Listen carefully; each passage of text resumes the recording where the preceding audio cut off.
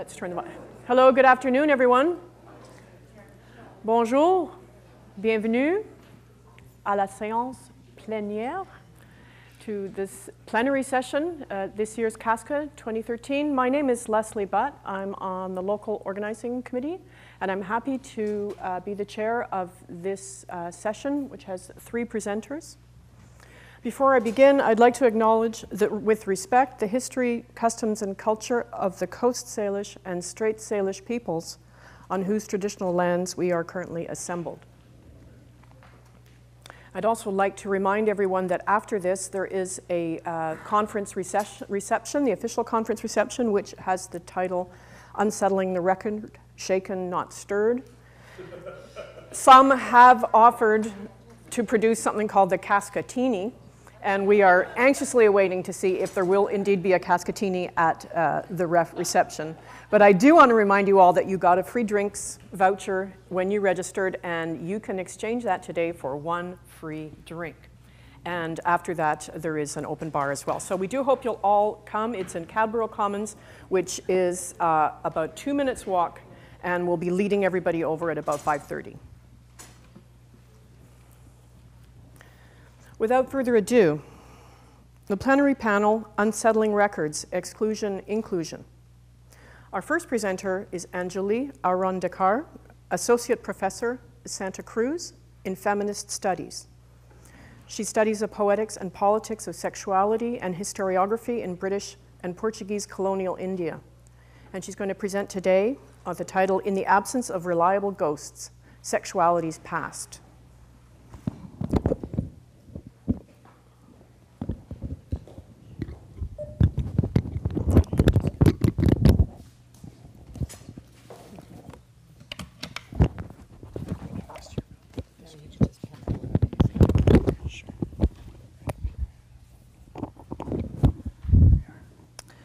Salam, everybody, and thank you to the organizers for inviting an interloper to your anthropological organization. I'm neither an anthropologist nor anything resembling one, so I'll give it my best shot. Let me begin with 2 archival stories. July 2001. Tumhi kai shodta, madam? What are you searching for, madam? This was the question the head of the Maharashtra State Archives in Mumbai impatiently asked me as I arrived for my biannual research visit.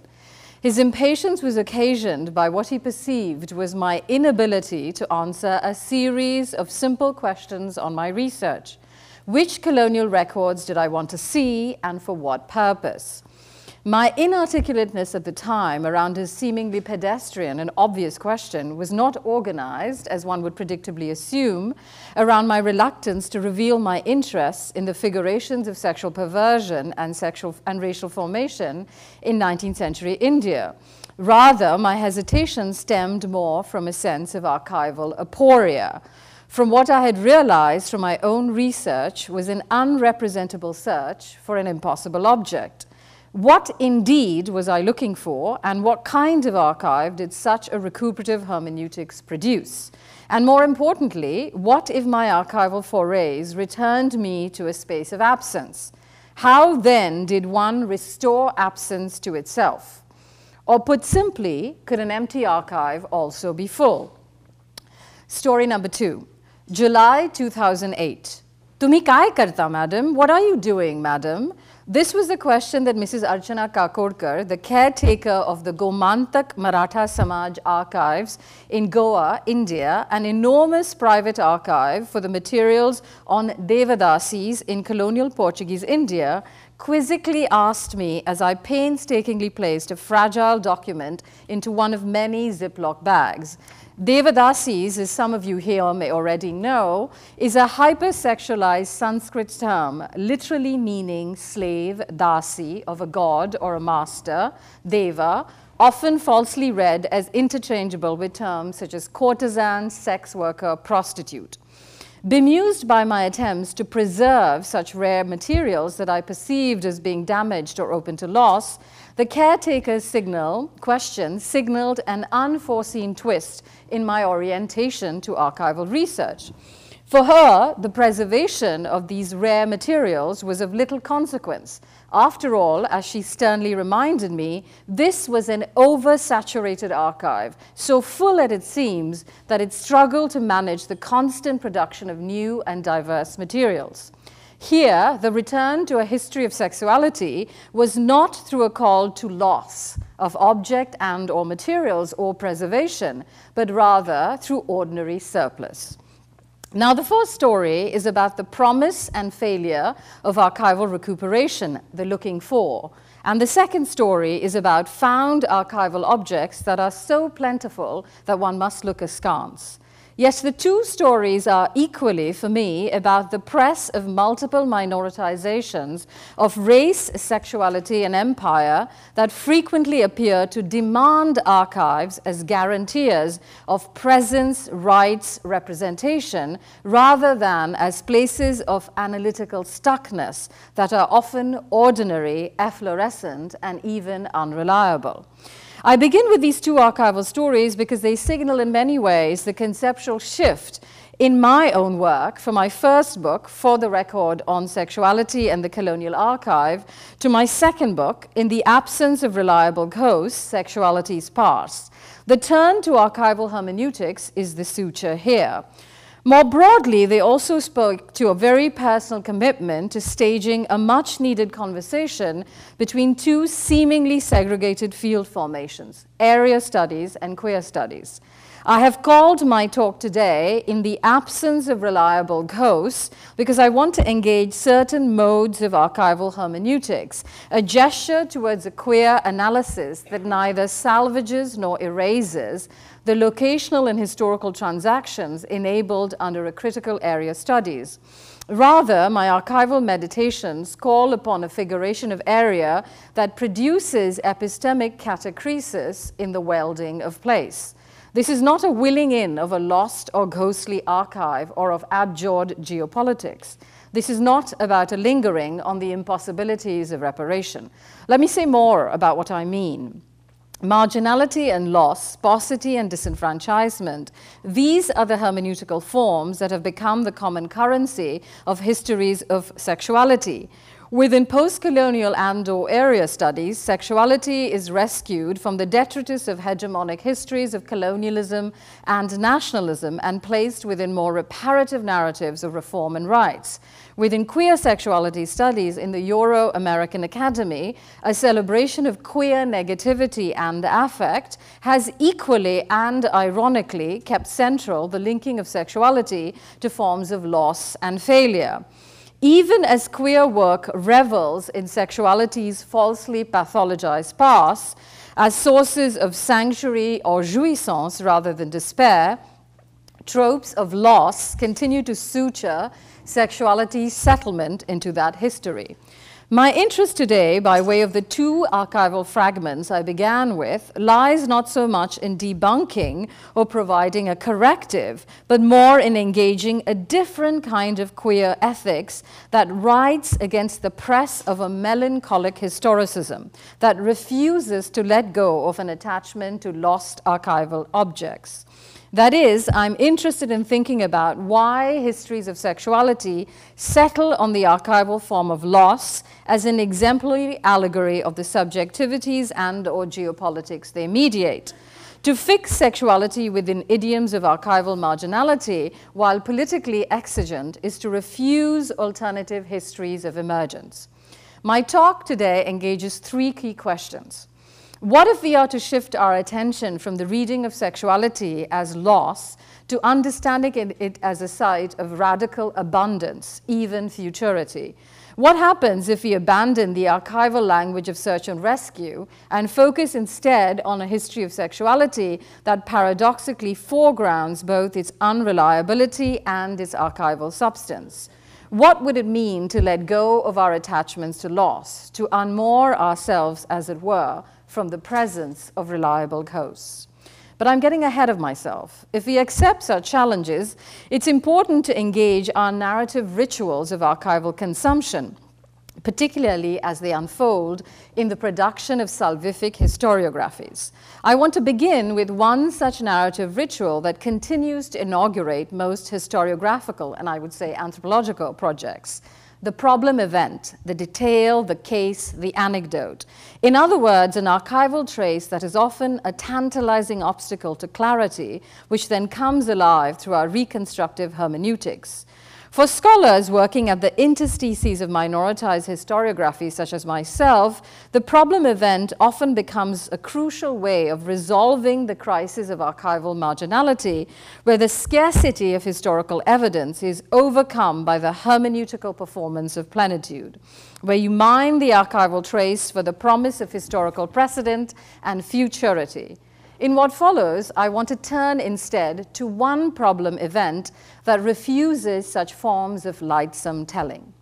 That thrilling dark night, Bandachi ti romanchakari ratra, a thrilling dark night of insurrection, 25th May 1921.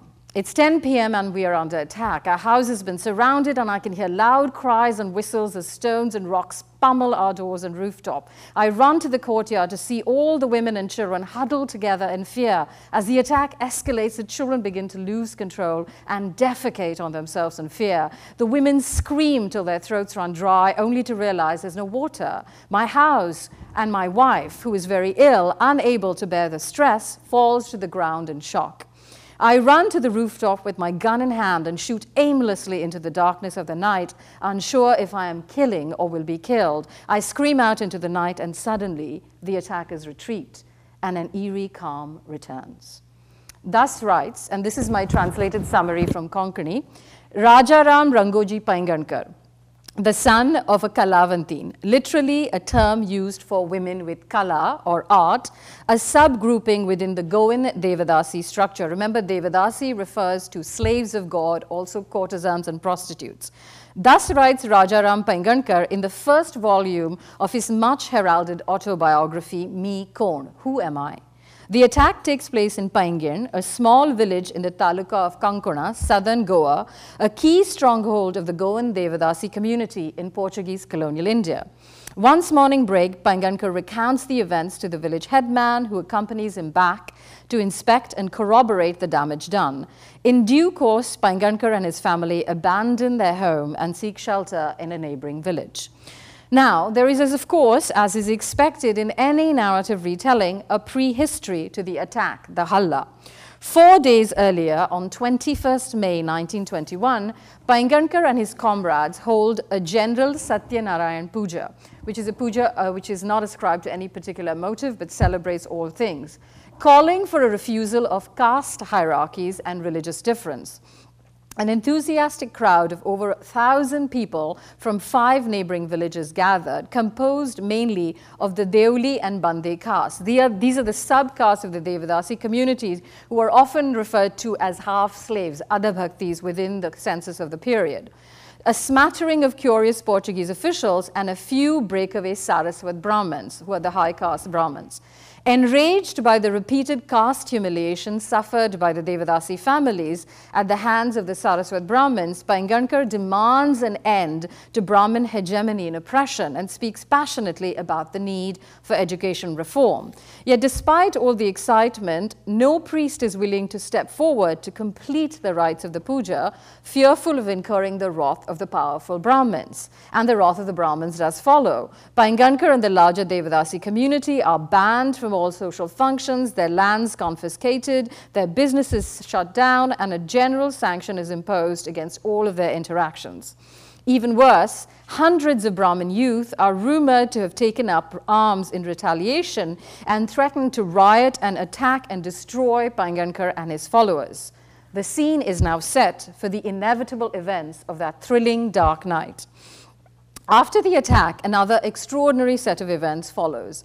Paingankar, along with 25 Devadasis from his village, travels to Panjim, which is the capital of Portuguese India, acquires legal representation and submits a writ appeal to the then Governor General Jaime Alberto de Moraes. In the appeal, and this is my translation from the Portuguese, Paingankar writes, "We, a Gayak Kalavan Samaj," meaning a Devadasi Samaj based in the arts, are endeavoring to free ourselves. We aspire to be worthy citizens of Portugal by emancipating our women from prostitution and caste oppression by advocating education and marriage.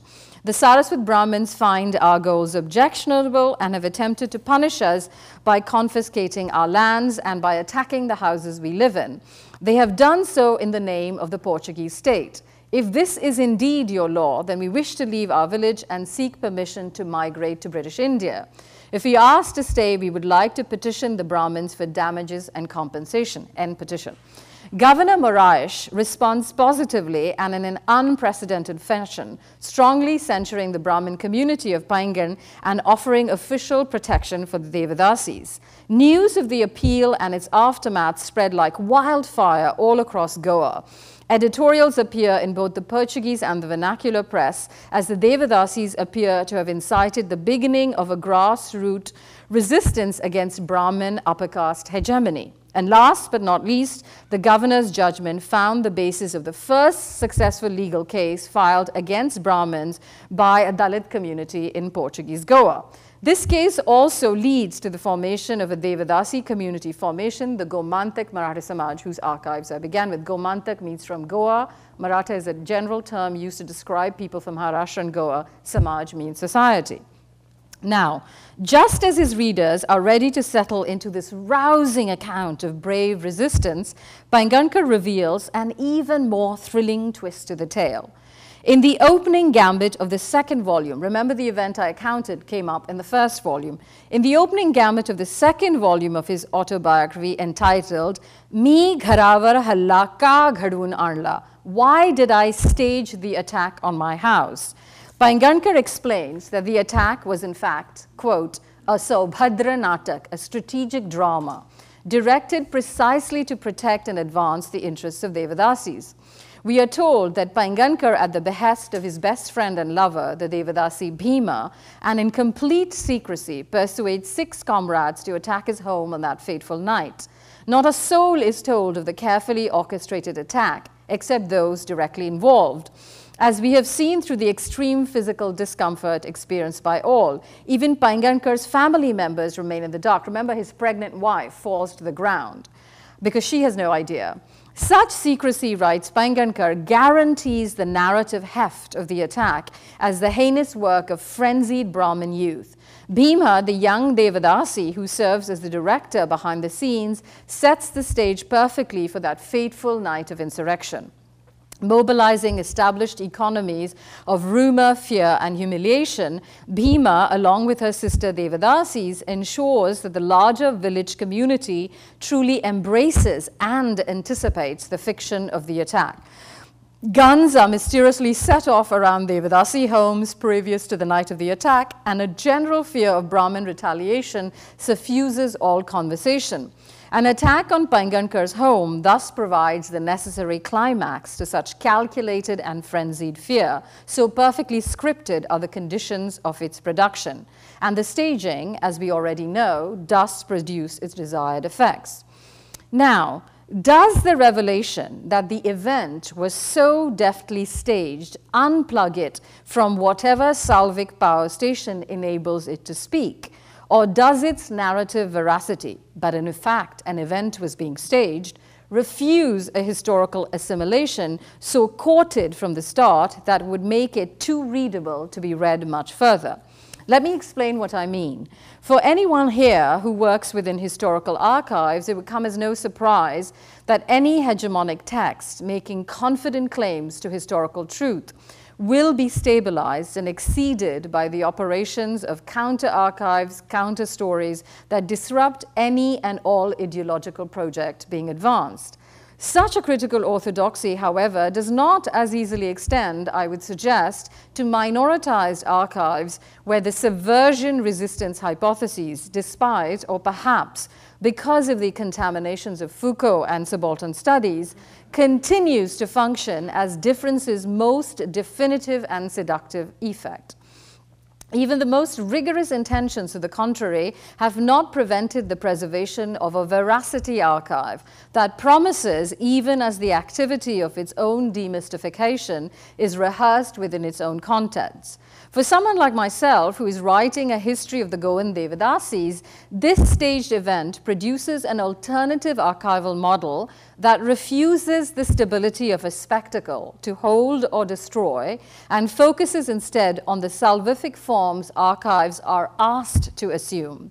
In the case of this particular event, Paingankar himself exhibits a keen understanding of such archival expectations as he situates his representational tactics within a longer, routinized, and mythical political demand for salvific forms. He compares himself to a range of mythological Hindu figures who are entrenched in Brahmin tradition, who have also been historical dupers, and says, this is where I get my archival authority from. In so doing, we are asked as readers to retool our foundational epistemologies undergirding historical recuperation. We are asked to negotiate the modalities of archival representation and recognition to record, as it were, the staging of a record. The ethical burden shifts away from the literal translation of the historical record to thinking more of its literariness, its aesthetics, its kala in making a history possible. Now, the Gomantak Mahare Samaj, the community formation that emerged as a result of such historical events, was established officially as a community formation in 1927 in Goa, Karnataka, and in Maharashtra, 3 states in India, shuttling between 2 discrepant empires, the British and the Portuguese. Remember, the British India was liberated from the British in 1947, from the Portuguese in 1961, so much later. And this Samaj became a charitable foundation in 1936. The Devadasi Samaj continues its activities to this day and has from its inception maintained a community of 10,000 to 15,000 registered members. The 1902 census, for example, of Goa notes that there were 20,000 to 30,000 Devadasis working and surviving in the various towns and villages surrounding Goa. Now, 2 extraordinary features make this Samaj, this community, noteworthy for me. 1, this community is unabashedly celebratory of its Devadasi past and present. That means of its relationship to sexuality. And it is the only Devadasi community that maintains its own extensive and continuous historical archive. Differing crucially from the more familiar disavowal of sexuality, the Samaj's self-archiving project engages the force of sexuality in all its fractiousness. The Samaj's own archive constitute an efflorescence of information, ranging from minutes of meetings, journals, private correspondences, flyers, programs, filled with details of the daily exigencies and crises that concern the community. I've been looking at this archive for 10 years and I've only read 40% of it. Now, what's interesting is that the privileged archival form, however, is fiction in abundance written by the members, short stories and novellas that take center stage in the Samaj's self-fashioning project. This is crucial because they refuse forms of memorialization or biographies that are more noteworthy within such minoritized archives. Now, I emphasize the textual nature of this archive, its overflow of writing, if you will, as a supplement to the overprivileging of the visual when it comes to the consumption of hypersexualized bodies, just in case the textual here becomes dismissed as being hermeneutical. I want to think instead of the dialectic between the banality of the written form, here the archival genres of the community, and the recourse to the hagiographical. Something transformative is happening in the page. Remember the event I described. My struggle is not to surrender to producing the Samaj as a crypt, as a hieroglyphic that needs decoding. That is, of course, the preferred form. But as I hope to demonstrate, neither is it transparent. Some final thoughts. My goal here today has obviously not been to provide a hagiographical and or recuperative reading of the Gomantak Mahare Samaj, the Goan Devadasi Samaj. I've also refused to read the Samaj as an example of cathartic visibility, but have considered it more as an example of archival catacresis, as a place of analytical stuckness that pushes against the forces of our historical desires. Rather, I have highlighted the movement and figuration of sexuality within some of the narratives and histories of the community. The shift I have in mind is attempted to push against the stabilizing of past towards an archive of sexuality that bypasses the language of loss as the very possibility of return. There are no efforts within these archives to disavow the representational burden of sexuality. Its efforts are focused more on an almost commonsensical management, staging, if you will, of how and what the past signifies. In many ways, the stakes here are vulgarly ethical, cautioning against the conventionality of what kind of elsewhere event or archive has come to be associated with what kind of exemplarity. Thank you.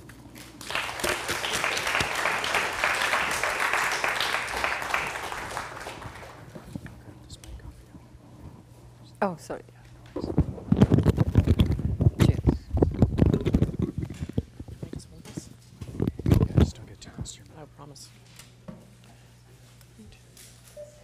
Thank you, Anjali. Our next distinguished speaker is Audra Simpson, assistant professor from Columbia University. And Audra has 2 books currently in press with Duke, and the first is entitled Mohawk Interruptus, and the second is entitled Theorizing Native Studies, co-edited with Andrea Smith. And this is a recent in-press status, so congratulations. And Audra will be speaking today a paper entitled Anticipating Boas. Thanks so much.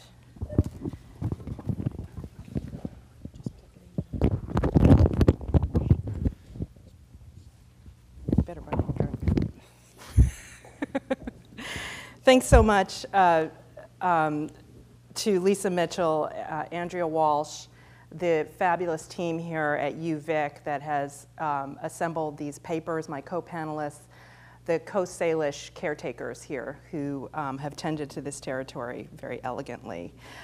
This is, as you just heard, well, you should know something, or not know something, but this is a really big deal for me. I got my PhD. I earned my PhD. Believe me, I earned it from McGill University in 2004. And I used to come to this conference many years ago. And this is my first time back, I think, after 10 years.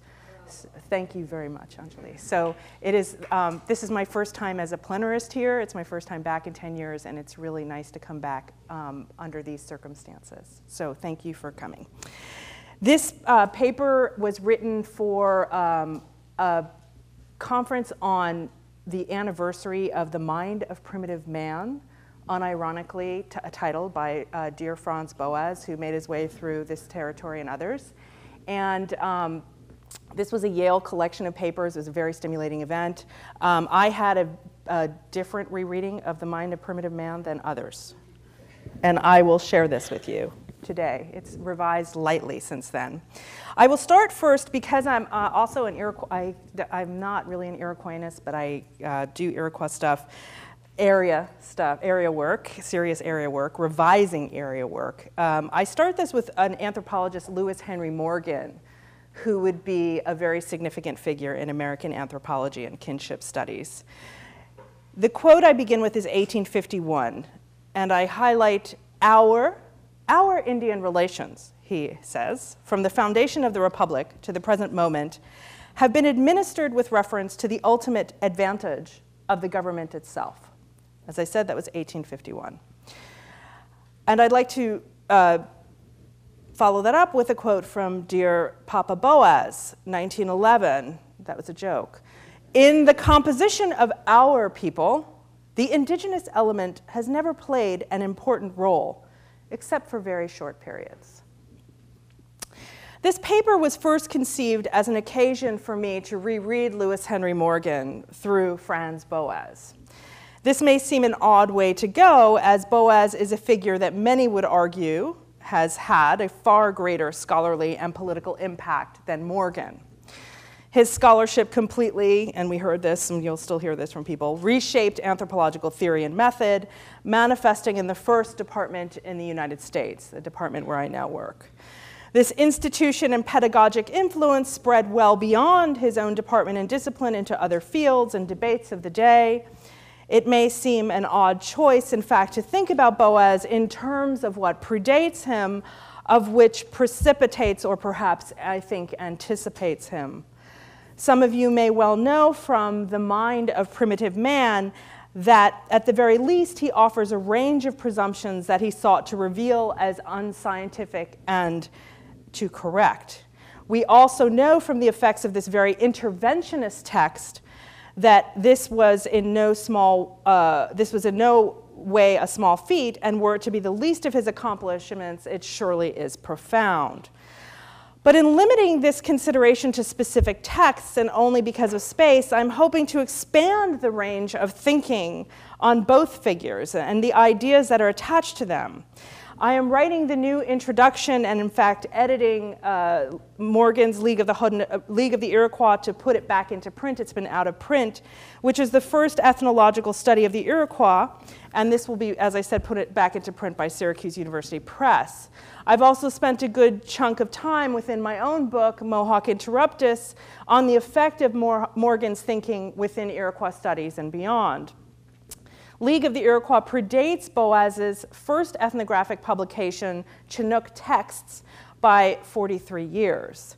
Much changes in anthropology in the lapse between the League and Chinook Texts and Mind of Primitive Man, and these changes are theoretical and, of course, historical, hinging in important ways upon a variety of factors. In US history, the event, which we would hope would be more of a process of emancipation, the settlement and dispossession of indigenous territory via law, the apex, of course, being the Dawes Act of 1887, the opening of the Bureau of Ethnology in 1879, the ascent of scientific racism, the, quote, closing of the frontier, the geographic formalization of the settler status of the nation state with attendant race-based, quote, immigration.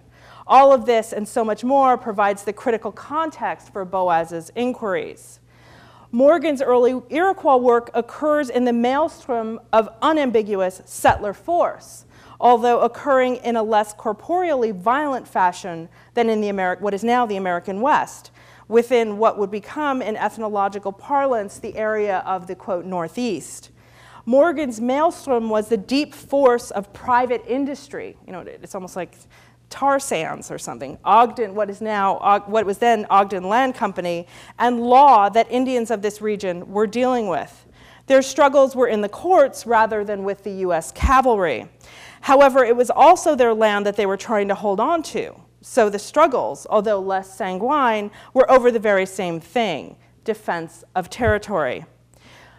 My ethnographic engagements and commitments, and I should say here also my political commitments, are to the Mohawks of Kahnawake, a cross-border indigenous group of indigenous nationals that refuse the techniques of settler governance, the, quote, gift of citizenship, for example, and articulate through biopolitical states of care that had and still have very geopolitical designs, the ongoing dispossession of Indians and land and life in Canada.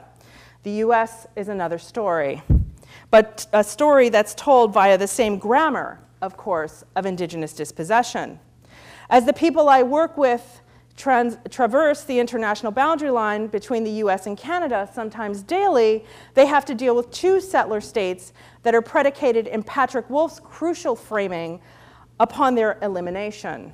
Recall, for those of you who are recalling, for those of you who are just hearing about it, in his critical formulation, settler colonialism seeks to destroy in order to replace, and in this, the bid for territory, which is settler colonialism's, quote, irreducible element, its grammar, its organizing principle. The native, then, must be eliminated, as she or he is quite simply in the way.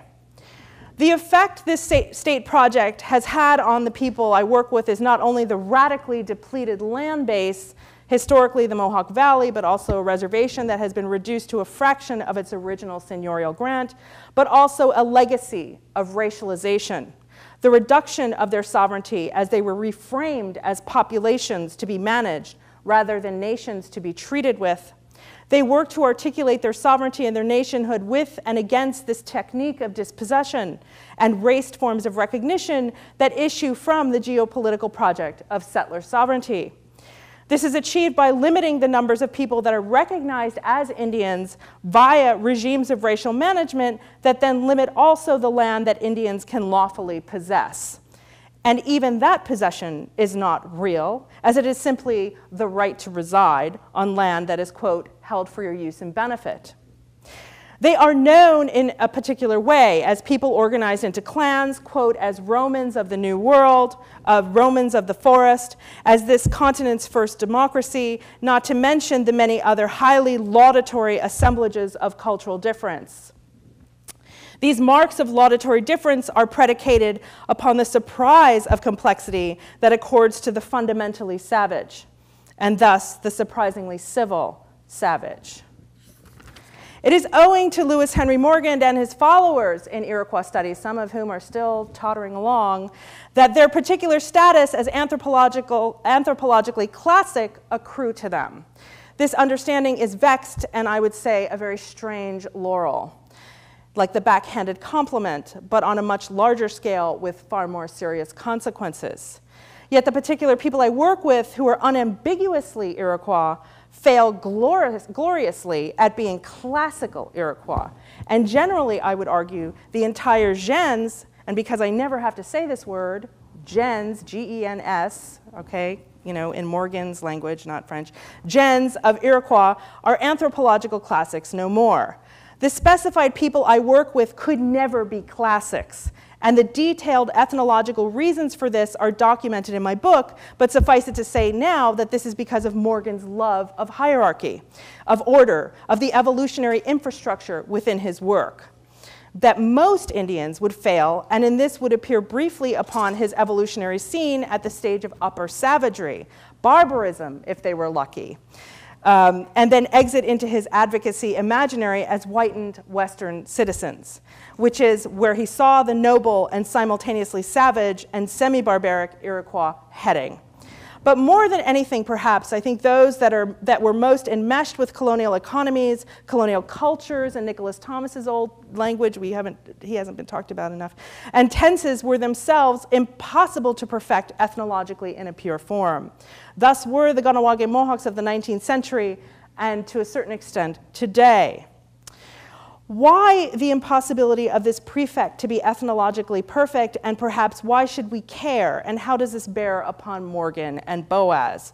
And more importantly, what are the stakes of that perfection, and what has this done to the politics and possibilities of lives as they are lived today?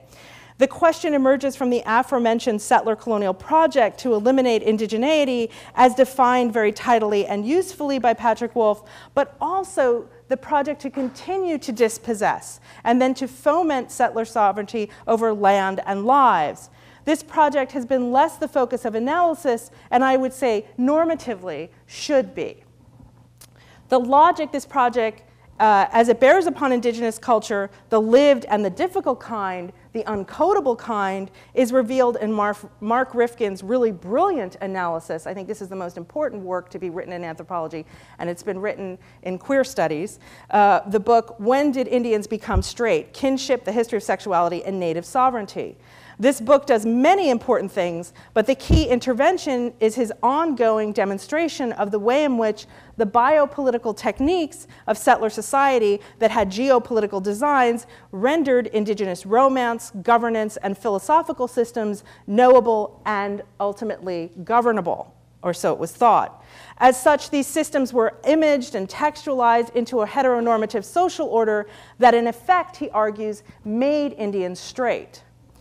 Gender and its political prescriptions proceed then from this premise, and Rifkin reveals the social scientific culpability of blindness to Indian family, affection, and governance, while ironically talking all the time about family, right, in the form of kinship studies.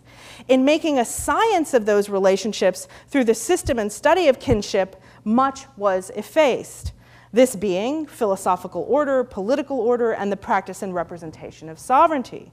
This is fantastic to think with when thinking about the Iroquois, as Morgan, with the help of the condoled Seneca chief Ely Parker, renders clan the very basis of political order itself in the League. The extreme utility and analytical value of this consideration of the science of kinship within Rifkin's analysis is not the aesthetic or stylistic value revealed in text, but its historical and political use. What does this presumed scientific, transcultural, structural prefect, kinship, then do within a larger field of ideas and politics in the US and in Canada? By reducing the form and matter of indigenous life to discernible units of analysis, such as clans, sovereignty, political order, romance, alternative gender formation, serious meaning is served up to governmental management for a new state.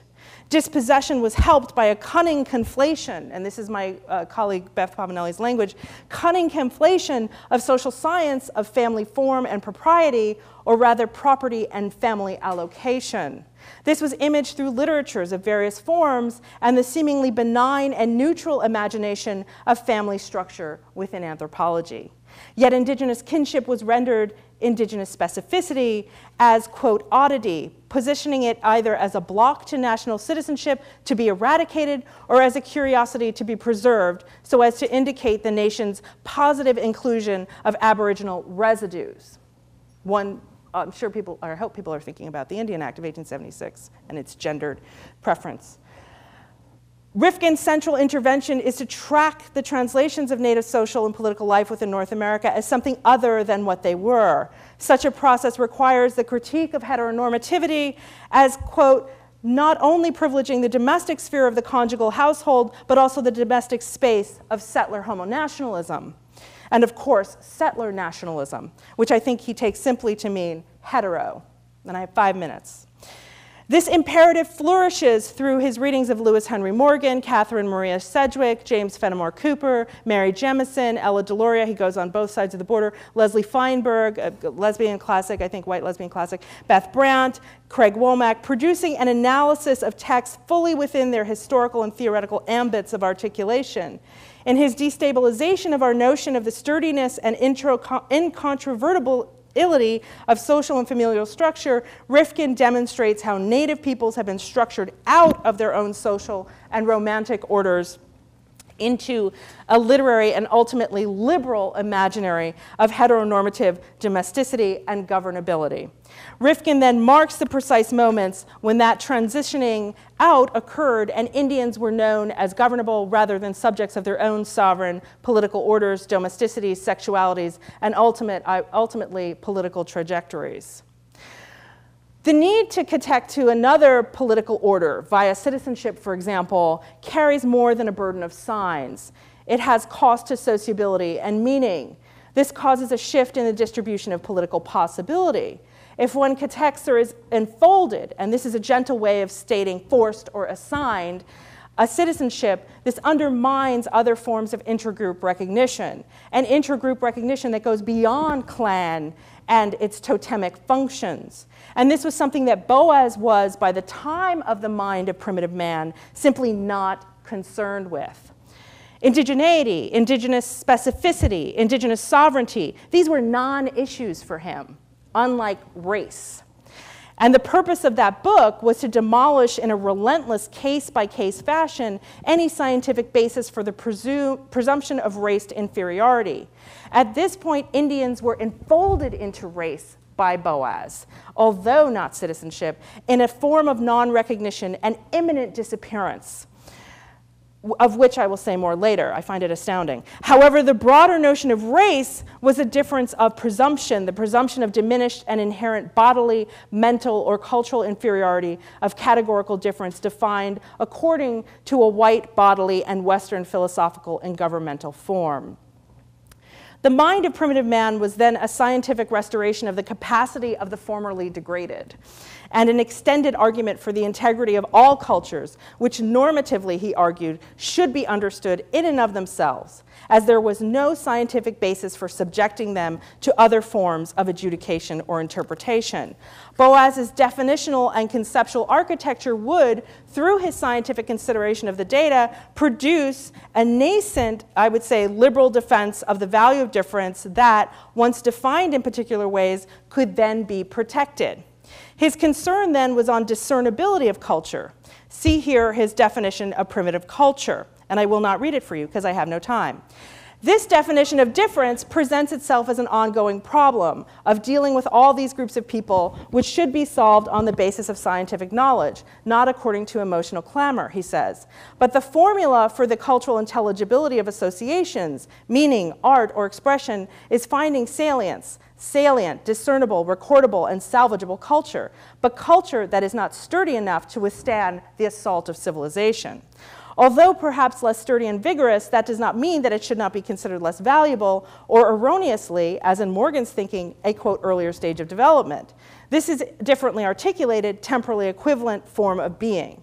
A new language does not avail itself to him, and he has to traffic in the binary still of primitive and civilized, as he restores the former to a form of salvageable integrity. Freed at last from Morgan's temporal grid of hierarchical value, this new approach to culture and difference became a salvage project, and its effects shape policy and law today. However alluring I find the call to push this paper to consider the implications that pure, discernible culture brings to us, this is ground that has been tread most productively by my colleague Pavanelli, who I mentioned earlier, and others such as Michael Ash, involved in native rights cases from around the globe.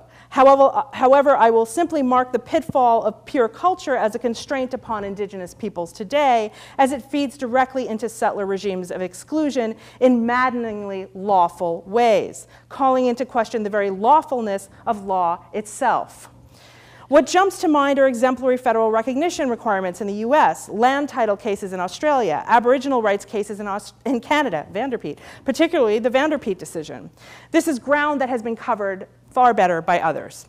Rather, what I want to dwell further in within Boas's text is the place that he accords to indigenous peoples in this very important book, right? Its anniversary was last year. We heard about how important it is, how anti-racist it is, blah, blah, blah, blah, blah. A book that is unambiguously an advocational and political critique of the precepts of the popular and scholarly science of the day, as well as popular opinion on bodily, mental, and cultural difference. Here, he assigns an astonishing 4 sentences to indigenous people in the critical chapter, Race in America.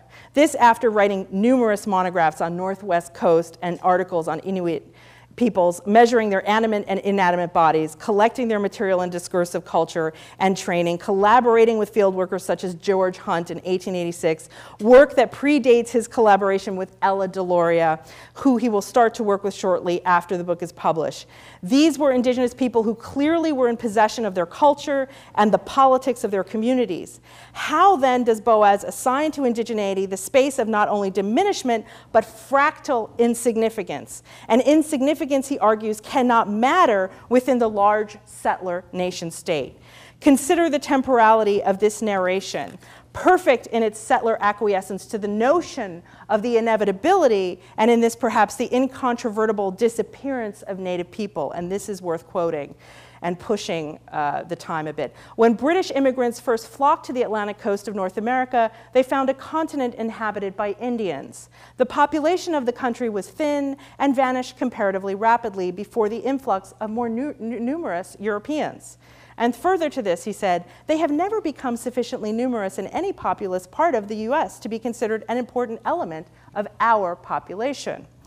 Thus separate, unassimilatable, lacking a value to contribute, and finally, statistically insignificant. In short, they were insignificant, if not completely disappeared. Consider here the racial or blooded discourse that renders this disappearance, an attribute of the political and race thinking of the day, even when Boas is pushing back against the dominant popular thinking of the day on difference. Without any doubt, Indian blood flows in the veins of quite a number of our people, but the proportion is so insignificant that it may simply be disregarded.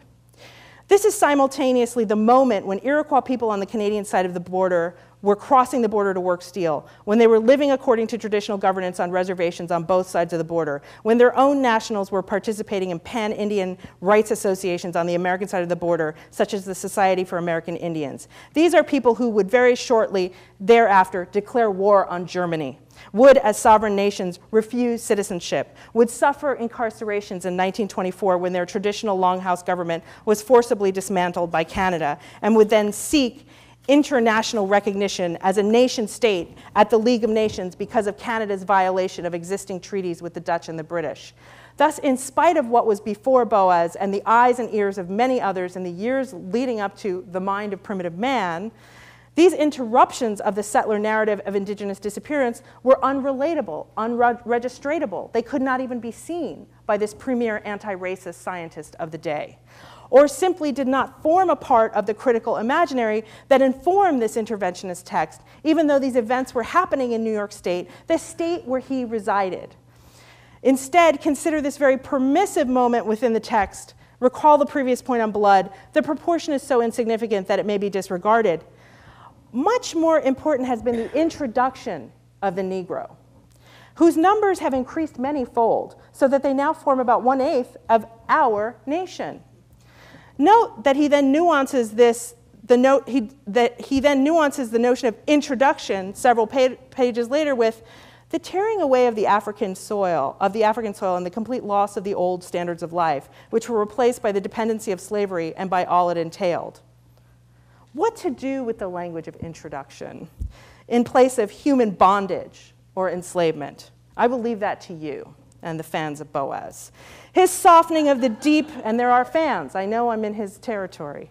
His softening of the deep historical injustice that obtains to the effacement of individual and collective will in bondage in his construction of the origins of the race problem is absolutely imbricated in indigenous dispossession and elimination, as it was their land that enslaved black bodies labored upon for white aggrandizement. This Bermuda Triangle of capital accumulation is not clear to him. Mind you, this predates intersectional analysis, but this is still a staggering gloss and simultaneous oversight. In many ways, this piece, which promises so much to dismantle, and I'm almost there, or destroy the theories of the day, does succeed on a certain level, but in doing so, reinvigorates key concepts in the maintenance of an ongoing settlement project that reaches beyond bodily differentiation and into a heuristic of incontrovertible disappearance. And when reading this with an eye to what we now know about indigenous political life, it induces at the very least irony. And here I am being ironic. This is not just irony. This is oversight with fangs. How Boas could spend so much time and energy with living indigenous peoples, write all those books, and assign them then a fractal insignificance boggles, but it boggles analytically and politically. And we might want to consider the cost of this conceptual architecture to true social scientific inquiry. As those he worked with did not disappear, they persisted and did so in deeply challenging ways. And that's why I kept talking about the Iroquois. The challenge is not then about the conditions of the protection of salvaged cultural forms within multicultural regimes of value differences, but the costs of that imaginary and governmental form is effacement, disappearance, a normative and empirical oversight that is seriously deep.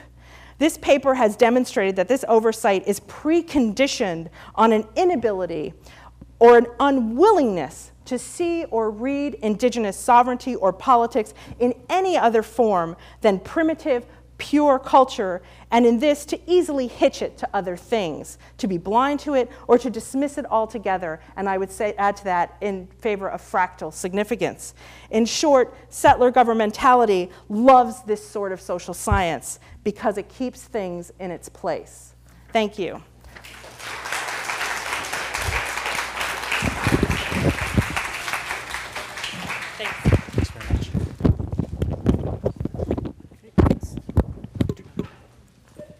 Thank you, Audra. Our last presenter is Monica Patterson, a postdoctoral fellow, a Banting postdoctoral fellow at the Center for Ethnographic Research and Exhibition in the Aftermath of Violence at Concordia University.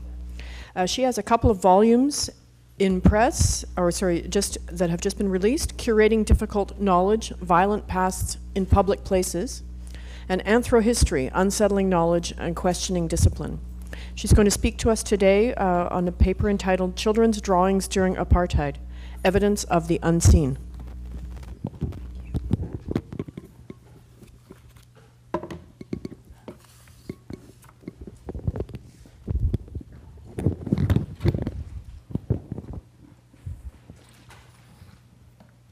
Thank you so much to the organizers of this conference for their invitation to speak to you today. So I will use the time I have with you to do three things. First, to provide a very painfully brief historical context of South Africa. Second, to discuss my interest in children and childhood. And then finally, to tell you about a new curatorial project I am embarking upon to take place in Khayelitsha, a township in South Africa. I'd also like to start by mentioning that I am a cultural anthropologist and a historian who was also trained in museum studies. So I will be speaking from an interdisciplinary perspective that draws on all three of these fields. I begin with this image because it is both the context and motivation for the research project I will share with you today. In study after study, South Africa continues to rank among the most unequal societies in the world. This is in large part due to the lasting legacies of apartheid, a system of structural inequality that aimed to impose racial segregation and white supremacy in all domains of life. Black children were the greatest victim of the system, which was declared a crime against humanity by the United Nations in 1976. Despite the significant contributions made and price paid by young people in the struggle against apartheid, their experiences and contributions remain under-examined in scholarly accounts. My work seeks to bring them into the picture in their full humanity, as powerful political players and sometimes even agents of violence, as well as family and community members, students, laborers, and friends. I approach this challenge by using innovative collaborative methodologies drawn from oral historical, ethnographic, and curatorial practice, which I am excited to present to you today. So, why study children and childhood? Ideas about childhood are bound up with nostalgia, notions of innocence and purity, morals and values, anxieties about social control, and often contradictory understandings of what it means to be a person. Childhood is often cast in universal terms, as if it is fundamentally the same for everyone. This is often glossed as something before culture and beyond history. Yet childhood is often a site of struggle, contested by those both within and outside of it. In South Africa, young people were key players in the struggle against apartheid, as when some 20,000 of them rose up on June 16, 1976, in Soweto, in organized protest against the substandard Bantu education system that was designed to shape them into docile laborers and nothing more. I'll let one of the architects of apartheid speak for himself on this point. What is the use of teaching the Bantu child mathematics, which it cannot use in practice? There is no place for him above the level of certain forms of labor. We should not give the native an academic education. We should so conduct school that the native will know that he must be a laborer in this country. As the apartheid regime responded with increasingly harsh and repressive measures following the unrest of 1976, the life circumstances of Black children worsened considerably. The structural violence of endemic poverty and lack of services took a heavy toll on young people particularly. While children's education and detention were a prominent site of political struggle, children also served as a smokescreen of sorts. With political parties banned and public assemblies severely limited, adults and young people in the liberation struggle organized forums around issues affecting children under the banner of community days and children's festivals. These events facilitated children's play and self-expression, in addition to radical dreaming of futures of freedom. They also provided opportunities for adults under the radar political mobilization and planning. Internationally, attention to children and their life circumstances increased through a series of watershed initiatives around the UN International Year of the Child in 1979 and the UN Convention on the Rights of the Child, which came to force in 1990. These efforts galvanized grassroots and non-governmental organization activism and penetrated policymaking across the globe. They also injected a great deal of money and other resources into the South African NGO landscape and drew images and ideas from local initiatives by children and their advocates into a global exchange and dialogue. Meanwhile, throughout the late 70s and 1980s in South Africa, young people were taking an increasingly independent roles in and outside the liberation struggle. They did this by enforcing school boycotts, going into exile, training for armed resistance, and helping to establish organizations such as the Children's Movement, where I interned for 3 months in Cape Town. Despite their importance, children have largely been left out of the record in anything but the most cursory of terms. Why? Children pose an especially acute version of a common problem for historians, that people who are marginalized in multiple ways are difficult to study. Children typically do not leave much of a paper trail, especially those living in extreme poverty and subjected to forced removals and substandard education. In South Africa, I've argued that the common conflation of children and youth, as one category, has erased and obscured the experiences and ontologies of young children in favor of more accessible, well-documented, and presumed to be political older youths, whose actions and experiences have been privileged not only in South African historiography, but also in public attention. On the one hand, my work reveals the ways in which Black children in South Africa have been constructed by a range of actors who sought to define them according to their own strategic self-interests. So whether it was the health department defining them as carriers of disease, the security state targeting them as threats to national stability, or truth commissioners portraying them merely as undeserving victims, Black children have been historically objectified through partial recognitions. But of particular interest to me have been the ways in which children themselves reinvented, rejected, and rendered irrelevant some of these understandings to a variety of ends. But my project does not seek to merely rehabilitate an underexamined demographic for inclusion in South African historiography. Rather, working at the intersection of cultural anthropology, history, and museum studies, I examine the ways in which the history of the struggle against apartheid and young people's important role in it impinges on and is utilized in the present. It is only through accessing the experiences of these children themselves, through archival records of their writing and drawings, along with more contemporary memories and testimony from the adults they grew into, that their more nuanced subjectivity as key historical actors emerges. But for the most part, such an archive doesn't exist. For this reason, I've had to cast a wide net and think creatively about how and where to find fragments of apartheid childhoods to engage with. One of the most promising of these sites comes from a collection I have assembled of children's magazines produced in the Cape Flats in the 1980s and 90s. Molo Songololo, isiXhosa for Hello Millipede, started as a grassroots initiative founded in 1979 by an interracial group of 4 South African women activists living in and around Cape Town. Drawing from their experience in community work and alternative education, the women established a trilingual children's magazine, quote, for all children. The serial was produced between 1980 and 2002, somewhat sporadically. Children sent in letters, drawings, and poems for publication, and even helped in the production and distribution of this magazine across the townships of the Cape Flats. They organized peer-led workshops on topics ranging from hygiene to the rights and responsibilities of children, to their dreams for the future, and how to be good community members. They also visited one another's communities on excursions organized by adult facilitators in defiance of racial segregation laws such as the Group Areas Act. Published in Molo, these drawings were produced by mainly Black and, in apartheid terminology, colored or mixed race children in the impoverished Cape Flats townships.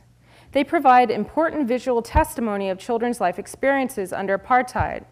And this includes things like police violence, forced mass eviction, and extreme poverty, but also joy, friendship, and play, as well as how childhood itself was understood in such difficult circumstances.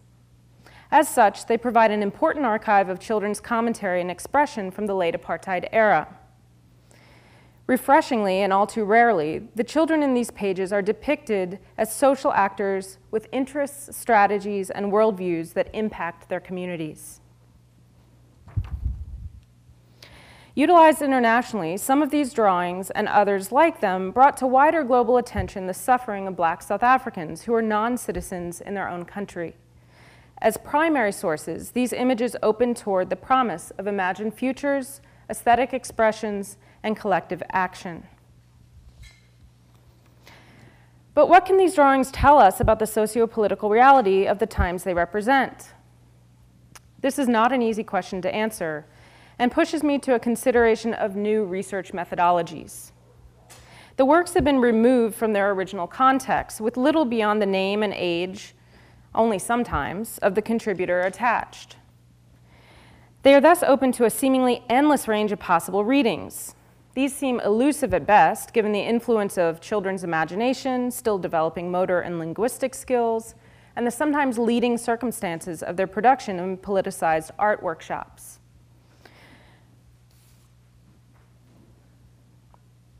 Further interpretation could even include a consideration of their aesthetics, iconography, distribution, and reception. Now, in more structured contemporary settings, such as those used by art therapists, children's drawings are interpreted with the assistance of the child artists themselves. But separated in time and space from their producers, what historical and cultural value do these images hold? Throughout my fieldwork, the images and texts in these magazines served as excellent prompts to open-ended conversations about childhood during apartheid.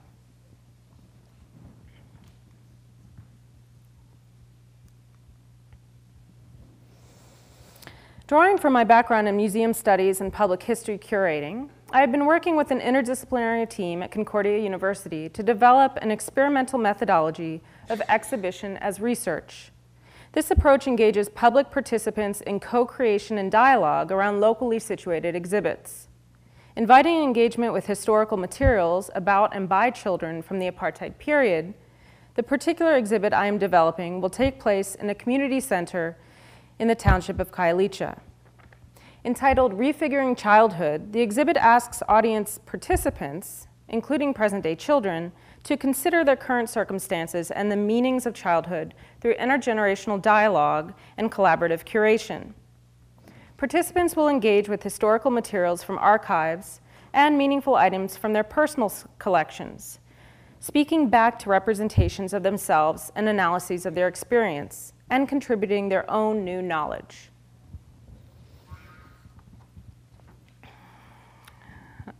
I understand exhibits to operate simultaneously in multiple registers.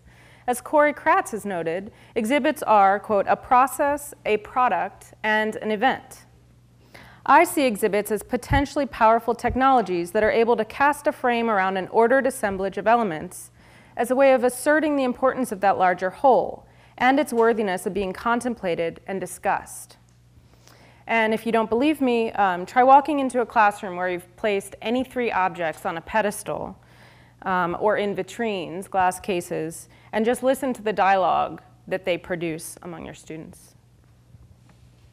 In practice, exhibits serve to trigger reflection and discussion, which should also be acknowledged as knowledge production, particularly in cases where the actual experts are the so-called visitors whose experiences, cultures, and histories are being presented.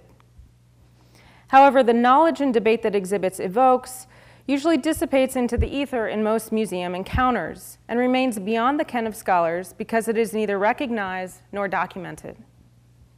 So my current challenge, which I've been tackling during my tenure at the Center for Ethnographic Research and Exhibition in the Aftermath of Violence, is how to create an exhibit that documents and engages with the knowledge that it represents and evokes.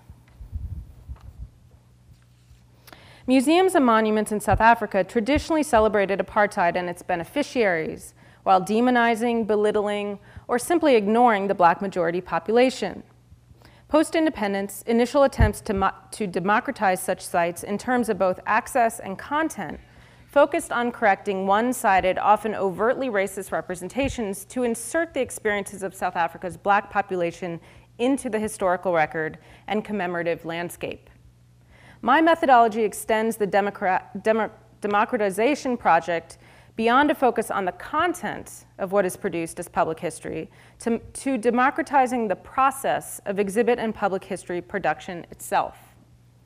Visitor participants will explore connections between children's welfare and historical legacies of apartheid. The extreme socioeconomic realities of contemporary South Africa demand multiple overlapping interventions, not isolated or temporary solutions. Recognizing the need for varied expertise, the exhibit will be developed in collaboration with those who have life experiences to share. This includes children and their families, but also social scientists and community health professionals and therapists.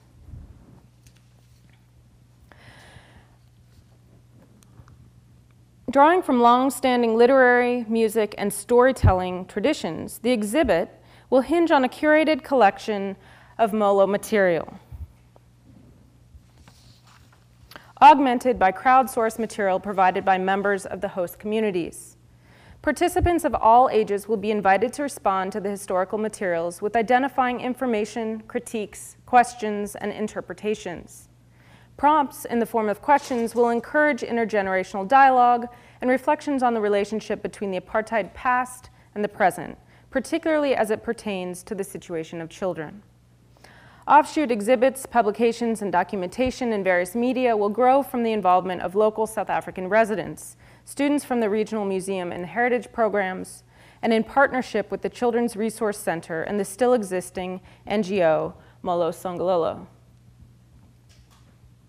Through a series of community-based programming, visitors will be invited to bring old photographs, letters, documents, and objects from their childhood to be digitally documented, as well as to share memories, stories, and songs with local apprentice oral historians trained specifically for the project. Refiguring Childhood seeks to create a more dynamic, democratic, and participatory space of encounter and emergence. Advancing an emerging shift in child studies and museum studies, this work is civically engaged, pedagogically oriented, participatory, and collaborative, enlarging the domain of knowledge production to incorporate rarely heard voices into academic research and scholarship.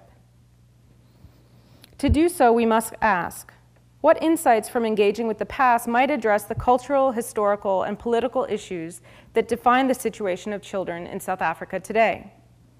How can these be leveraged to engage suffering in ways that involve children as active contributors with their own considered perspectives? In posing such questions, the difficult task of animating South Africa's constitutional ideals into broader social practice and everyday thinking may be pushed forward in a small, unique way, and may serve as a model for social justice museology more generally. As such, it is an important, potentially transgressive space for moving beyond those circumstances and their continuing legacies by taking South African children seriously as not just recipients of advocacy and care, but as active participants who deserve space not only to express themselves, but to shape their community and society according to their needs and wishes. Everyday people are both the holders and deserving recipients of this knowledge, and it is in their ongoing engagements with important and unresolved questions about the recent history of South Africa that deeper understandings of childhood must be best apprehended. Conversely, producers of scholarly knowledge, most typically privileged foreigners like myself, have been rewarded socially and economically in direct and indirect ways that have not been adequately shared with the subjects of our research. The political economy of story extraction, which so closely mirrors the longer histories of mineral extraction in South Africa, disproportionately benefits the extractors. Thus, one of my main concerns and driving forces behind my own commitment to collaborative curation is to explore how we as scholars might extend processes of dialogue in ways that not only uncover, but help break from the histories of violence with which they engage. To address children's welfare in South Africa today is to intervene in history. It requires attending to environmental, social, political, and cultural issues. Such work must interrupt deeply entrenched patterns in a political economy that perpetuates the conditions that have kept a poor Black majority impoverished and marginalized. A meaningful curatorial intervention would require a new way of conceiving of children. as vital actors in larger historical struggles against poverty, inequality, and suffering. Community-based exhibits can extend the parameters of visibility and engagement by serving as forums for important dialogue and debate. A site of potentially impactful intervention, Refiguring Childhood is a place where the powerful and fraught category of childhood can be publicly unpacked and leveraged by and for children, affording them a place in important contemporary debates, not only as the subjects of more serious discussion, but as sovereign participants in the conversation themselves. Thank you.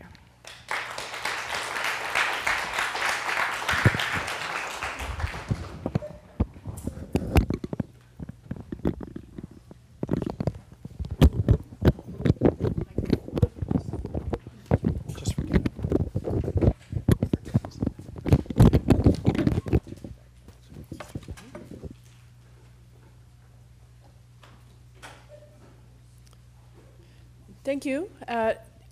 Now, to discuss these three excellent papers, we have a man who claims he needs no introduction. So without further ado, I give you Ken Little from York University. Thank you. Does that work? Can you hear me? Okay. Like the rest of them, I want to thank Andrea and Lisa for their kind invitation to participate in this terrific session, and to the panelists for their exciting and thought-provoking interventions. While exciting and thought-provoking are reliable vocabulary items, they rarely have the power, given the way such words have been beaten into polite academic usage, to evoke anything much of the potentializing force of these three papers, the emergent and generative qualities of which exert their energy through the production of something that feels new in anthropology. And you're the honorary member, Anjali. New in anthropology as expressions of its political becomings and unbecomings. They each create something useful through their singular takes on records of inclusion and exclusion. But more than that, through their struggles, networks, fields, and territories, they slow down the situation of the record enough to extract something from it, something intensifying in a way of a performance, a refrain, or a movement that enables and induces something more, something else, something incommensurate to anthropology's contemporary representational practices or to the various iterations of a critical anthropology. They take what Katie Stewart calls a sideways step into what normally gets stepped over, in order to ask what might matter in the situation of the record, in its singular, open-ended, disjunctive milieu of emergent forces, of social and political assemblages, as attempts to engage with the record, indeed the world, in new ways. Xian Ngai, in her book Ugly Feelings, calls such forces of emergence bad examples, in which she means things not yet gathered under some sign of political or cultural identity or certainty, social consensus, meaning, type, or ideology. I would like to suggest that each of these writers developed a bad example. Their works are not representations of an ideology or structure at work in the real world. Rather, they are actual sites where forces gather to a point of impact to instantiate something.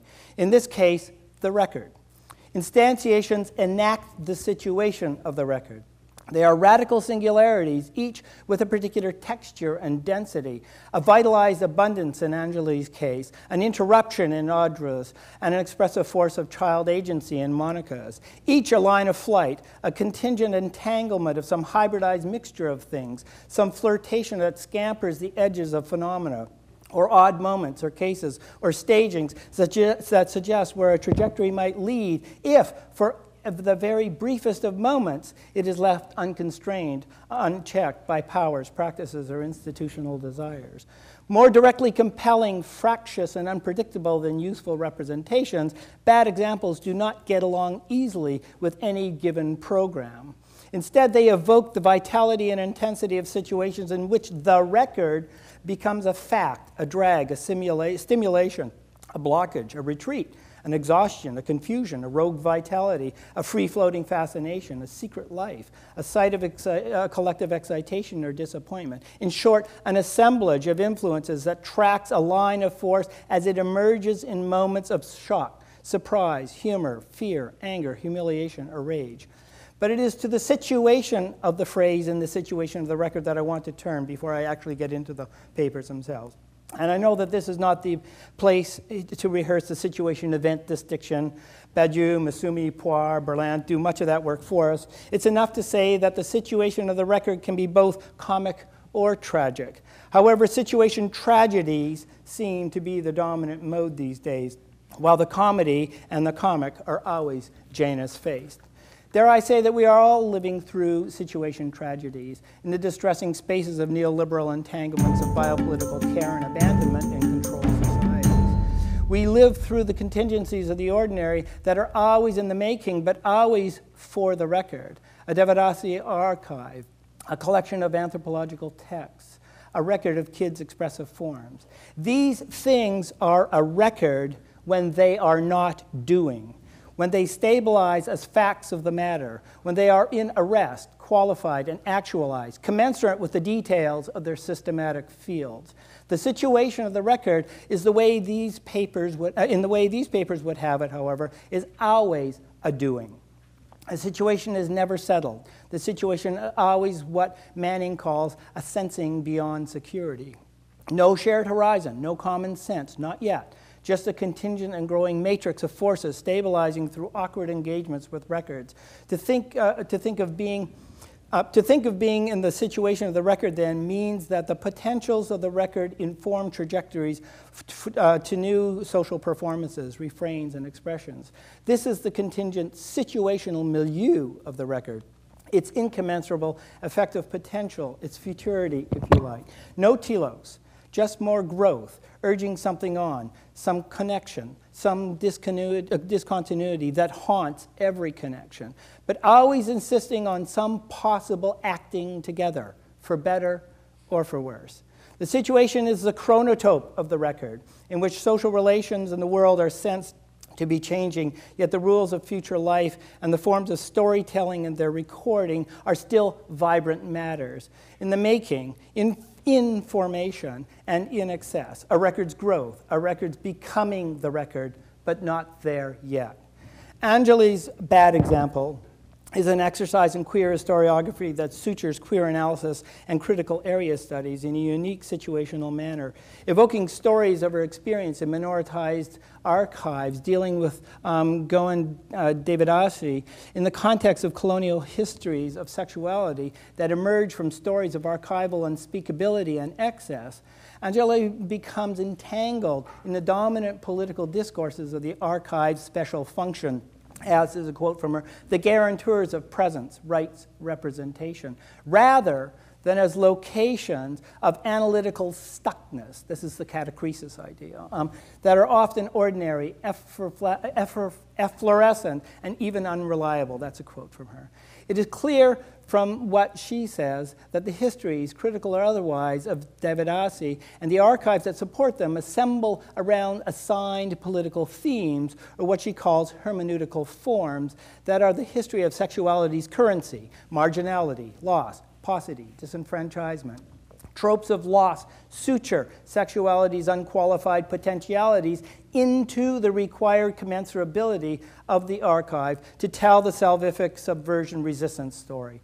Even so, she says, there is in the problem event of these minoritarian archives their surprising quality of unreliability, an exemplifying narrative pointing to something bigger, a critical encounter that opens up potentialities. That's a quote. This, Anjali calls the hermeneutical performance of plentitude. And she tracks two examples of it to make her point. The chronicler Payankar, is it Payankar? I'm going to mess it up, I'm sorry. Payankar's story is of a surprise stage event around a nighttime attack on his house. An event tailor-made for politics as usual that would blame the raid on the Brahmins and get on with the story. But it was Payankar himself who arranged for a group of men to attack his home. As this fact is revealed, it suddenly shocks a story of heroic resistance to Brahmin political hegemony that was otherwise headed for the usual structures of meaning in a manner that is pretty much mandated. But Payankar's strange action and telling complicate the salvific function of the archive and activate a doing in the way of a staging of the record. This is an archive story that refuses the stability of the spectacle, as Anjali carefully tracks Payankar's use of mythologies and the stories of a long line of dupers as dramatic, if never settled, narrative staging. Staging that Anjali stages as her situation of the record. And then there is the GMS. I'm going to just say GMS. A community charitable institution of Devadasi, and a Devadasi community that maintains its own archive. The privileged records of the archive are its works of fiction, a pluripotentializing excessive fiction written by its members. The multiple genres of writing overprivilege the visual in the consumption of hypersexualized bodies like those of the Devadasi. These are non-conforming records of a superabundance of themes and images that unsettle notions of sexuality as they unsettle efforts to stabilize the record, to settle it. And they work in the same way that the Devadasi community itself serves to disrupt and unsettle established histories of sexuality through their presence, historically, visually, behaviorally, narratively, locationally, and so holds open an ever-emergent potentializing and differentiated model of queer life and historiography. Anjali shows how the historiography of the Samaj records works as a narrative force, inserting epistemic discontinuity into the way these works of Devadasi fiction do as a record, and how they make queerness a political becoming, and as such, enactments that rub up against the local and national incommensurability of Devadasi queerness itself. Anjali creatively writes out of the lively archival field of eminence and multiplicity and the promised threat of its normalization. And then there is Audra's contra-romantic bad example. Audra catches the decontaminating logics and mechanisms of ethnographic recognition and demands the demands of identity that produce the Mohawk and more generally the Indian in the frameworks of their alterity, an alterity that positions and circumscribes a way of life. I can imagine Morgan's and Boas's confused looks, a mixture of dread, anguish, and panic as they wrestle with the overarching political and professional implications of what Audra draws out of this from social evolution to cultural relativism discourse that she says serves to keep things in place. Keeping things in place is no place to be and surely not the thing to do. And the situation of these anthropological records encourages Audra with something otherwise to do, something that tries to agitate, intensify, and vitalize anthropology and ethnographic writing. The larger doing, I'm going to guess, is to be found in Mohawk Interruptus, in a text, I'm also going to guess, that refuses and interrupts any name-it-or-nail-it approach to ethnographic writing about Mohawk life, but nevertheless names those records and ethnographic recording practices that are commensurate with settler sovereignty's mandated demands. And I can't wait to read the book. But here Audra deals with Morgan and Boas in an affirmatively disjunctive manner. She seduces them before she then pulls away. They are a drag, a blockage, a retreat, an exhaustion, but equally they also stimulate, fascinate, and excite. I can feel Audra's passion as she madly writes across the grain and the mandates of the history of anthropology, and then again, explicitly at least, across contemporary anthropology, and in a manner that refuses the gift of the discipline's traditional insights. She knows of these gifts and of their value, but she is not seduced by them.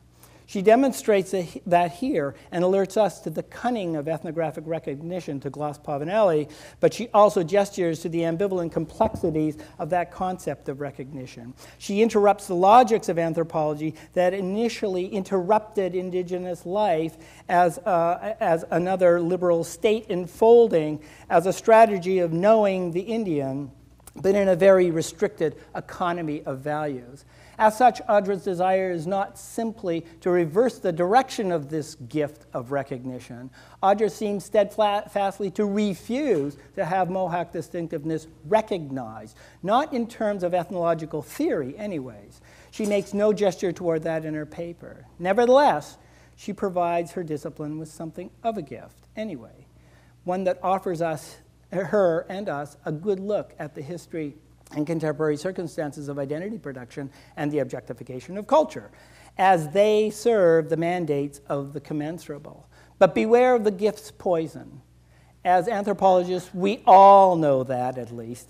In this case, however, the poison activated is the reactive force of anthropological authority and the logics of settler sovereignties that underwrite the anthropological record she engages. To be compared and found, in a matter of speaking, equal, if not in their ideas, then in their systematizing cultural political logics that anchor those ideas to a conception of the Indian. Neither Morgan's evolutionary science of society nor Boas's science of culture could contemplate any ethnographic practice that might remotely act as a force of co-presence, co-evilness, or at its limits, and this is the more important, an openness so radical that it bravely incites inventiveness. But don't take that for letting us critical 25 years post-writing culture types off the hook. Mostly critical thinking still disavows its own inventiveness because it sees itself as uncovering something it claims was hidden, or as debunking something it desires to subtract from the world. And as noble as such critical gestures may be, and no matter how strenuously they might debunk concepts like representation, cultural objectification, and the like, they still carry on as if they mirrored something outside themselves and with which they had no complicity, no involvement, and so justifiably can simply oppose. A subtractive, stifled politics at best, nothing just disjunctively affirmative there. Audra's bad example I take to be disjunctively affirmative. The activity of her bad example transmits to anthropology with vehemence. As it does, anthropology will start to deviate under the force of her bad example. Audra seems to want to let it do that. And what we provisionally get as a result is a fractious incipient politics, not of agreement or disagreement, consensus or dissensus, not yet. This is a becoming politics of what O'Gorman calls the coming community. A bad example as a political vitality that through the situation of the ethnographic record sets up a refusal to be eliminated, as she puts it. She has composed something that prolongs the active power of the bad example. Brian Masumi would say that she has left us with a very special feeling, a headache, by which I mean a problem. What in the world to do with it all? That's anthropology's problem, and that's where anthropology's experimentation begins. Monica's engagement with South African children's art produced during the late apartheid period is in particular, and with the instability of their lives and circumstances, given the projects of institutional and tactical state-sponsored violence through acts of killing, torture, detention at the time, this sets up her bad example. These children, Monica argues, are mostly remembered in their vulnerability as defenseless victims of apartheid's violence. Yet the situation of her record of expressions evokes how South African children were in fact active and commanding political agents who could be in a dangerous and contingent group who enacted danger through their creativity, through which they were able to mobilize efforts that spoke to a vicious governmental regime with images, songs, and writings. While such artistic projects were developed in the face of political violence and in a manner that brought them into sharper political focus as targets, artists' tactics emboldened the children as powerful political players in their own right, as agents of some creative violence of becoming and unbecoming, and thus, in turn, turns all criteria and effort to name and nail childhood into question. The imaginative, intensifying, and vitalizing forces of the children's art expressions of late apartheid era, Monica tracks through the archive of drawings and the writing assembled in the once popular magazine Molo, an NGO, Molo Songololo, sponsored project promoting kids' art of differing racial and geographic designations and economic circumstances. This materialization of children's expressions served to foster a deeper understanding of kids' social and economic lives and their orientations, so much so that they have a galvanizing effect on future attempts to capture children and mobilize their expressive forms and the special and vitalizing force of their words, images, and voices for adult political motivations, movements, and projects. Monica focuses on the active participation of these children and how they reshape discussions and activisms around children's rights today. It is the question of their agency that inspires Monica's own emerging curatorial project, Refiguring Childhood, as a participatory space of encounter and emergence. That's a quote from her. With these same artists, only now they are adults, who she asked to participate in her curatorial event. Monica takes this rich archive of expressive material and is in the process of creating a collective strategy for grappling with it today. Taking these images beyond the context of the time of their production, she asks us to consider what historical and cultural insight they may advance now, and she wonders how they may be engaged as a corpus of text in the present, and as a way of asking questions about children's subjectivity and agency, or more generally, questions of agency and emergence themselves. Tracking the historical textures and social densities around which childhood here emerges, their becomings and unbecomings, in the late apartheid Molo archive of children's creative expressions, now figured in the contemporary curatorial intervention of Refiguring Childhood. Monica helps enable the emergence of a political history of engagements that would encourage a co-constituting entanglement in the fashioning of a concept of South African childhood. Put this way, Monica's archival experiment is a force of agential realism. Understanding a child-produced image requires attending to the apparatus of the archive and the museum display, the constituencies of their archival production, and the contingent conditions of historical entanglements involved in this co-constitutive expression called the child. These images do not refer to a fixed meaning or context. Rather, they are substances of interactive becoming that index, in Persian terms, the vibrant matter they incite.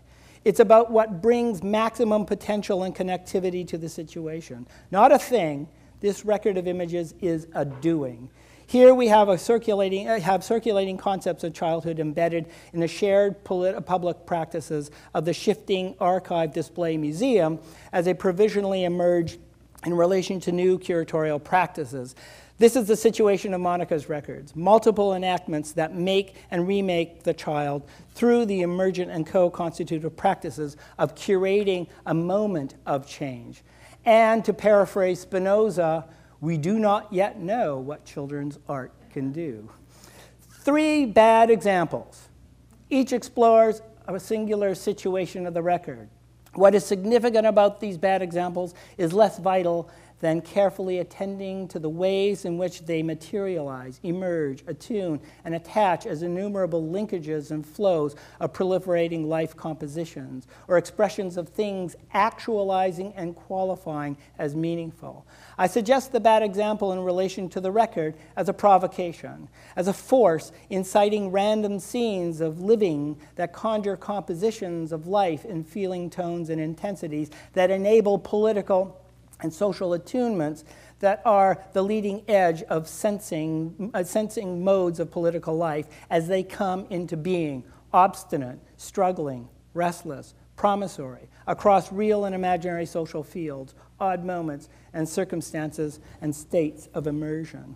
Such provocations are posed by these forces of indeterminacy that are the situation of the record, as they press in on forces of living bodies by efforts of networks, assemblages, territories, and temporalities that impede the indeterminacy of the situation of the record enough to extract something from it, something not so much meaningful as intensifying, as a coming politics, a performative organization of the record, a generative coherence of forces that seduces and enables life and our next steps. Thank you.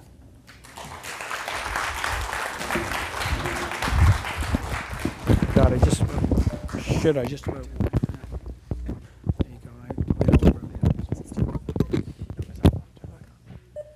We have about 15 minutes for questions. If anyone would like to ask any of our respondents or our participants any questions.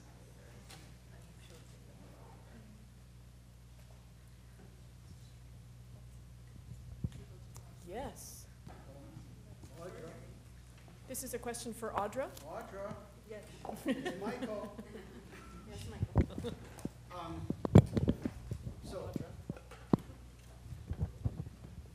I can yell back at him. Yeah, I think this is because we might yell at each other, but sorry. So we're on the same page when it comes to the way in which culture is played today. We both understand.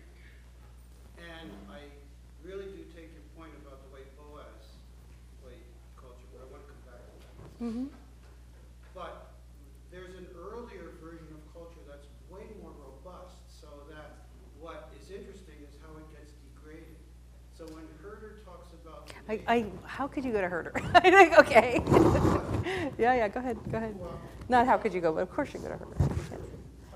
he talks about the rights of indigenous people to defend themselves, and particularly in North America. And earlier than that, Montesquieu, who I think refers to your people in a way that you might find offensive, actually uses it to defend your people.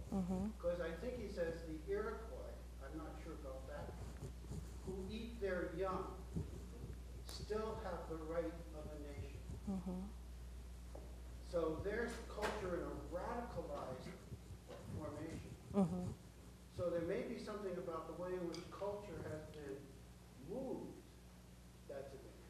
Okay, that's just Right. I mean, I think its articulation to the geopolitical and biopolitical project of dispossession that's right. is what I'm flagging. I'm flagging with Boas. Get there from there. That's a great question, and you could write that book. I'm not interested in. I mean, no. I mean, like I get it. Like I think that's a great question, but I. No, I understand it. Okay. I don't know why people are laughing.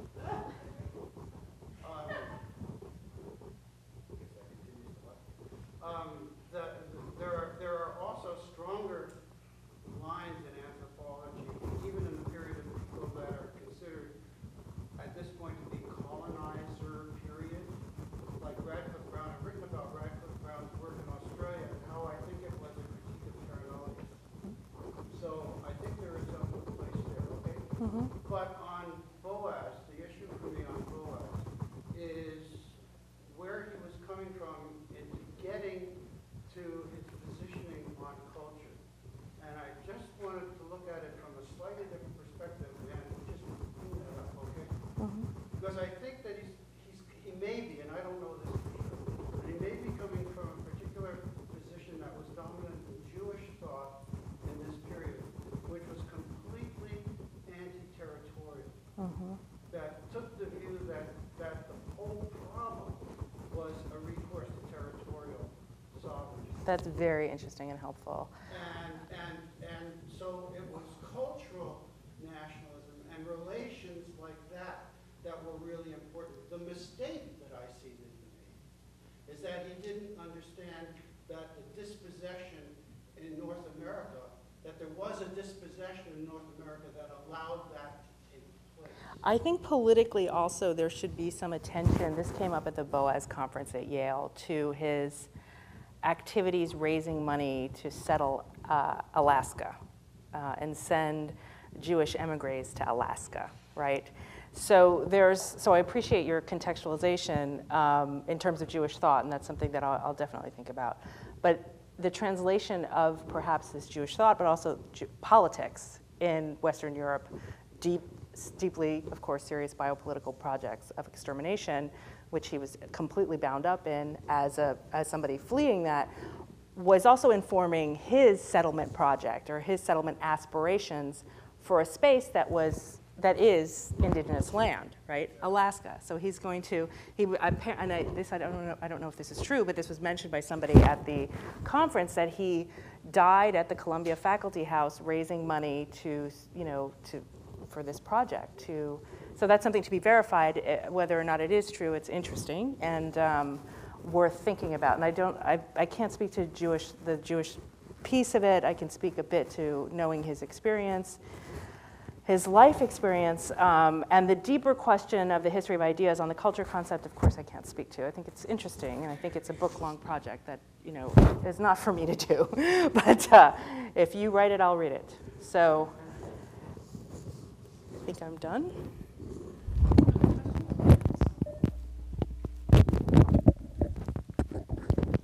I see some almost hands.